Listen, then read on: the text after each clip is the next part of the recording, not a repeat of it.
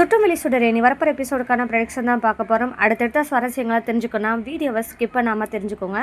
அபிநயா சுடரோட நடவடிக்கையில் ஏதோ ஒரு மாற்றம் இருக்கே அப்படின்னு சொல்லிட்டு கவனித்தது மட்டும் இல்லாமல் என்னதான் பண்ணுறான்னு பார்க்கணும் அப்படின்னு சொல்லிட்டு நினைக்கிறாங்க. அது மட்டும் இல்லாமல் சுடரோட பேக்கில் இருந்த பேனால் கேப்டன்ற பேர் எழுதியிருக்க பார்த்ததுமே நம்ம அபிநயாவுக்கு டவுட் வர ஆரம்பிச்சிருச்சு.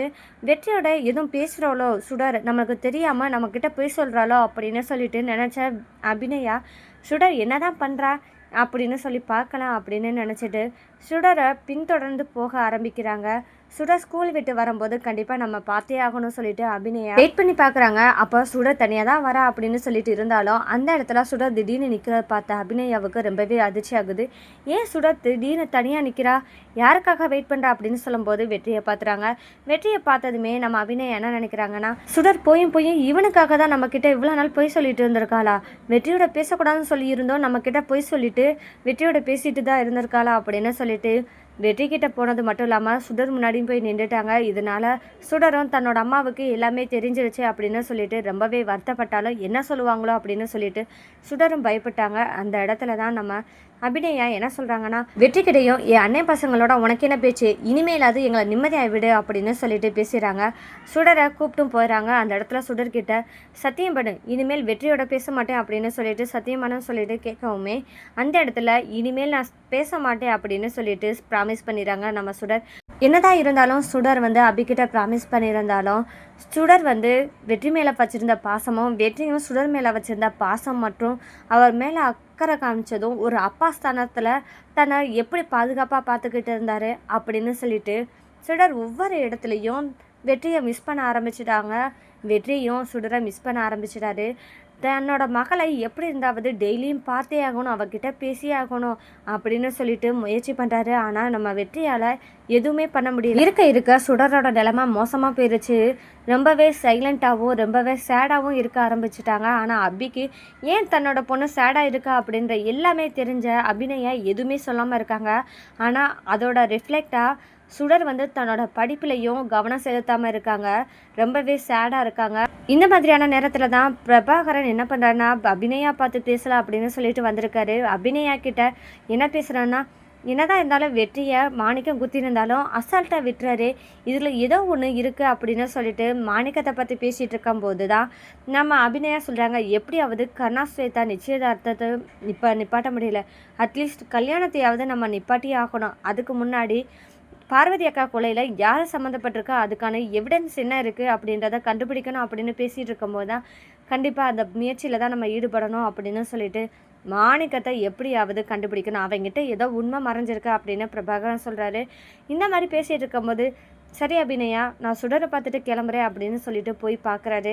அங்கே நம்ம சுடர் எப்பவும் போல இல்லாமல் ரொம்பவே வருத்தத்தில் இருக்கிறத பார்த்தா பிரபாகரன் ரொம்பவே கவலையாக பேச ஆரம்பிக்கிறாங்க அபிநயா கிட்ட. இதனால் பிரபாகரனும் என்ன சொல்கிறாருன்னா, இங்கே பாருங்க அபிநயா, சுடர் இப்படி இருக்க ரொம்பவே பிரச்சனையாகும், தயவு செஞ்சு டாக்டர்கிட்ட கன்சல்ட்டிங் கூட்டிகிட்டு போங்க அப்படின்னு சொல்லவுமே சரின்னு சொல்லிட்டு டாக்டர்கிட்ட கன்சல்ட்டிங் கூட்டிகிட்டு போனால் அங்கே டாக்டர்கிட்ட சுடரும் தன்னோட மனசில் இருக்கிறத அப்படியே வெளிப்படையாக சொல்லிடுறாங்க. ஏன்னா வெற்றி அதாவது கேப்டன் மேலே நான் அதிக பாசம் வச்சுருக்கேன், ஆனால் அம்மா என்னை புரிஞ்சுக்க மாட்டேங்கிறாங்க, நான் அவரோட பேசணும், என் கூட அவரும் பேசணும், ஏன்னா அவர் மேலே நானும் பாசமாக வச்சுருக்கேன், என் மேலே அவர் பாசமாக இருக்காரு, எனக்கு இப்படிப்பட்ட பர்சனை என்னால் பேசாமையும் பார்க்காமையும் இருக்க முடியல, ஆனால் அம்மா கேப்டன் அங்கிள் மேலே இருக்கிற கோபத்தினால இந்த மாதிரிலாம் பேசுகிறாங்க, அவரோட பேசக்கூடாது அப்படின்னு சொன்னதுமே டாக்டர் சொன்னாங்க, இங்கே பாருமா சுடர், அம்மா எப்போவுமே நல்லதுக்கு தான் சொல்லுவாங்க, ஒரு ஸ்ட்ரேஞ்சர் கூட நீ பேசக்கூடாதுன்னு சொன்னால் அதில் ஒரு நல்லது இருக்குன்னு தானே நீ எடுத்துக்கிறணும் அப்படின்னு சொல்ல நம்ம சுடரும், இல்லை அவர் ஸ்ட்ரேஞ்சர் கிடையாது,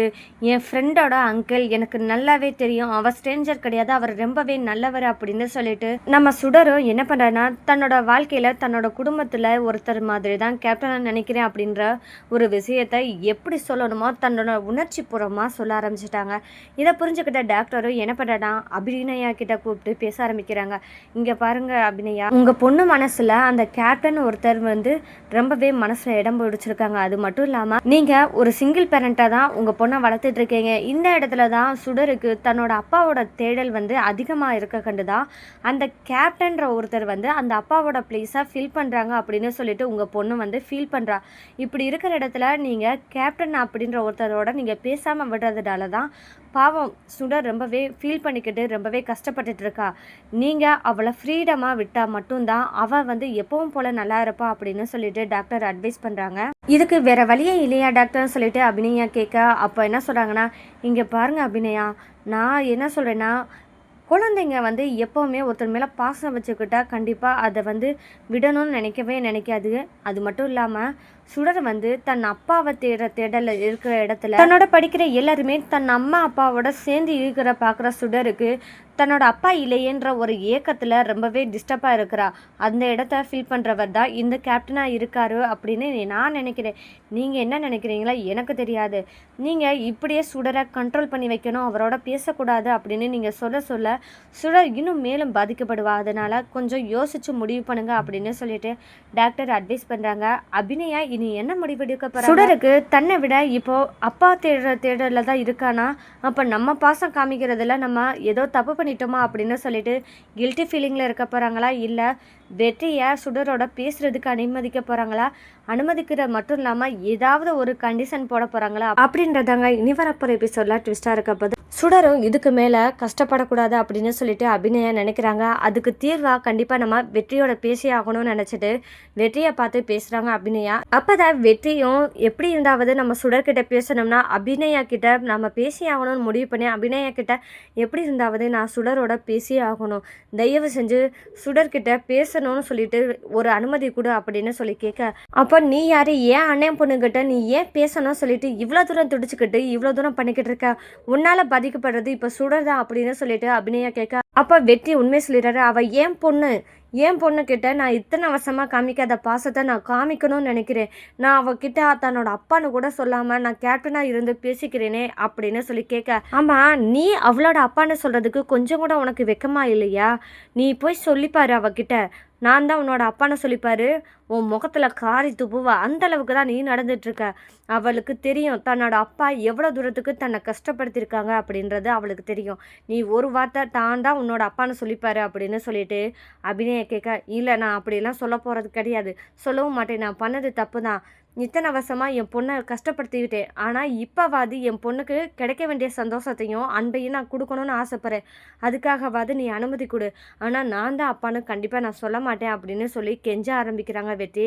இனி அபிநயா என்ன முடிவெடுக்க போகிறாங்கன்னா, சரி நீ கேட்ட மாதிரியே நான் என் பொண்ணோட நான் பேச அனுமதிக்கிறேன், ஆனால் ஒரு கண்டிஷன், இது நாள் வரைக்கும் நீ கேப்டன்ற பேரில் தான் சுடர்கிட்ட பேசிகிட்டு இருந்தா, அதே மாதிரியும் பேசிக்கிட்டு இருக்கலாம், ஆனால் நீ எப்பவும் நீ தான் அப்பான்னு சொல்லிட்டு சுடருக்கு தெரியவே கூடாது, அப்படி தெரிஞ்சிச்சுன்னா கண்டிப்பாக நானும் சுடரும் இந்த ஊரை விட்டே கிளம்பி போயிடுவோம் அப்படின்னு சொல்ல போகிறாங்க.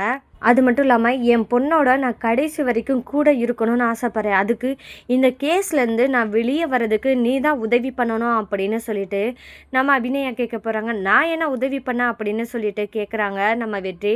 அப்போ தான் நான் பண்ணாத கொலை குற்றத்துக்காக தான் நானும் உன்னோட பொண்ணும் கஷ்டப்பட்டு இவ்வளோ தூரம் இருக்கோம், ஏதாவது ஒரு இடத்துல உன்னோட பொண்ணு சுடர் உனக்குன்னு ஒரு குழந்தை இருக்கா அப்படின்னு தெரிஞ்சால் கண்டிப்பாக கர்ணா சுடரை சும்மாவே விட்டு வைக்க மாட்டான், சுடருக்கு கண்டிப்பாக ஆபத்து வரும். இதை தடுத்தே ஆகணும்னா கண்டிப்பாக பார்வதி அக்கா கொலையில் என்ன நடந்துச்சு அப்படின்றத உண்மையாக நம்ம கண்டுபிடிக்கணும், அதுக்கு நீ துணையாக இருக்கணும் அப்படின்னு சொல்லிட்டு அபிநயா கேட்குறாங்க.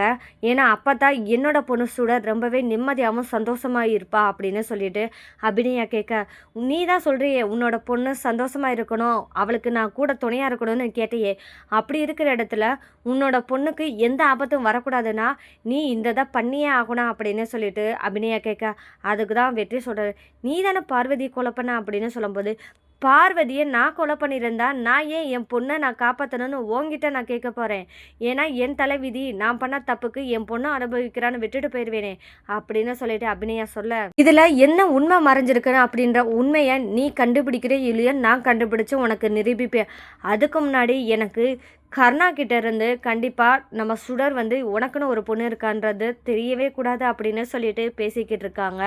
இதுக்கு நம்ம வெற்றி, சரி நான் எல்லாத்தையும் பார்த்துக்கிறேன் அப்படின்னு சொல்லிட்டு வெற்றி சொல்ல போகிறாரு. இனி அடுத்தடுத்து நம்ம வெற்றிக்கு சந்தேகம் எழும்ப போது, ஏன்னா நம்ம சுடருக்கு கர்ணாவால் ஆபத்து ஏற்படும்னா எதுக்கு ஏற்பட போகுது, பார்வதி அக்காவை இவ கொலை பண்ணலைன்னு சொல்கிறா, இங்கே கர்ணாவோ அபியை கொல்றதுக்கு மட்டும் முயற்சி செய்யாமல் இனி சுடருக்கும் கண்ணாவால் பிரச்சனை ஏற்படணும் அபி சொல்கிறத பார்த்தா கண்டிப்பாக இது நடக்க வாய்ப்பு இருக்குது. அப்போ இதில் என்ன உண்மை மறைஞ்சிருக்கும் அப்படின்னு சொல்லிட்டு கண்டிப்பாக நம்ம கண்டுபிடிக்கணும்னு சொல்லிட்டு வெற்றி சந்திக்கப்பட போகிறாரு. அதுவும் கண்ணாவோட நடவடிக்கையில் ரொம்பவே மாற்றம் இருக்குது. ஏன்னா பார்வதியை கொலை பண்ண அபிநயாவே விட்டு வைக்கக்கூடாது அப்படின்னு நினச்சிக்கிட்டு இருக்க கர்ணா தன்னை கொலை பண்ண வந்த மாணிக்கத்தை எப்படி விட்டு வச்சிருக்கானே தெரியலையே. அப்போது கர்ணா மேலே தான் ஏதோ ஒரு தப்பு இருக்குது. கர்ணா சம்மந்தப்பட்ட ஒரு விஷயம் மாணிக்கத்திட்ட இருக்குது. அப்போ இதில் ஏதோ ஒரு தப்பு இருக்குது. அந்த உண்மையை என்னன்னு கண்டுபிடிச்சா மட்டும்தான் நம்ம பொண்ணை காப்பாற்றிக்க முடியும்னு சொல்லிட்டு வெற்றி யோசிக்கிறாரு. இதனால வெற்றிக்கு தெரிய வரப்போகிற உண்மைகள் என்ன, கர்ணாவுக்கு சுடரை பற்றின உண்மை தெரிய வந்துச்சுன்னா கண்டிப்பாக சுடருக்கு ஆபத்து வருமா, இதை எப்படி சமாளிக்க போகிறாரு வெற்றியா. இனி வரப்போகிற எபிசோடில் பார்வதியோட கொலையில் யார் சம்மந்தப்பட்டிருக்கா, அதுக்கான உண்மை என்ன அப்படின்னு சொல்லிட்டு நம்ம வெற்றி தேட ஆரம்பிக்க போகிறாரு. இதில் வெற்றிக்கு வெற்றி கிடைக்க ஆரம்பிக்குமா, இதில் உண்மை தெரிஞ்சுப்பாரா நம்ம வெற்றி அப்படின்றதாங்க இனி வரப்போகிற எபிசோடில் அடுத்தடுத்த ட்விஸ்டாக இருக்க போது. இந்த மாதிரியான சுவாரஸ்யங்களை நீங்கள் தெரிஞ்சுக்கணும் மறக்காமல் நம்ம சேனலை சப்போர்ட் பண்ணி ஆதரவு தெரிவிங்க. மீண்டும் சந்திப்போம்.